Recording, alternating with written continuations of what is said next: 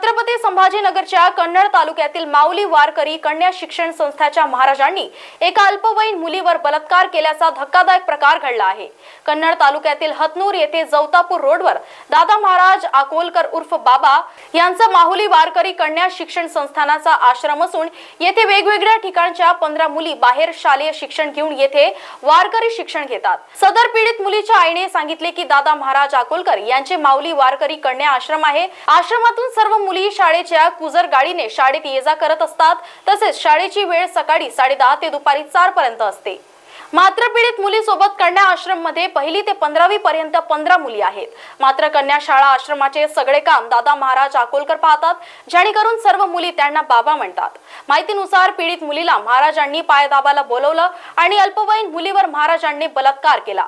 हा धक्कादायक प्रकार उघडल्यानंतर पीडित मुलीच्या पालकाने पोलीस स्टेशनमध्ये जाऊन तक्रार दिली आणि पुढील तपास सुरू आहे। महाराष्ट्र टीव्ही 24 साठी निलेश पाटील, छत्रपती संभाजीनगर।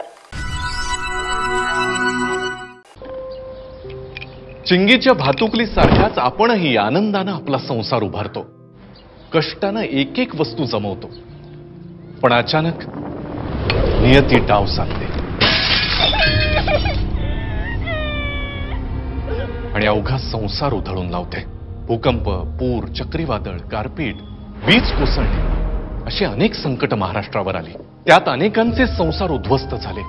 अशा संकटामध्ये गरज असते ती आपुलकीची आणि भक्कम आधाराची, अश्रू पुसून पुन्हा आनंद फुलवण्याची। शासनाने हेच कर्तव्य पार पाडले। आपत्तीग्रस्तांना आर्थिक सहाय्य, सुरक्षित निवारा दिला, त्यांच्या आरोग्याची, मुलांच्या शिक्षणाची काळजी घेऊन त्यांच्या जीवनात आनंद फुलवला।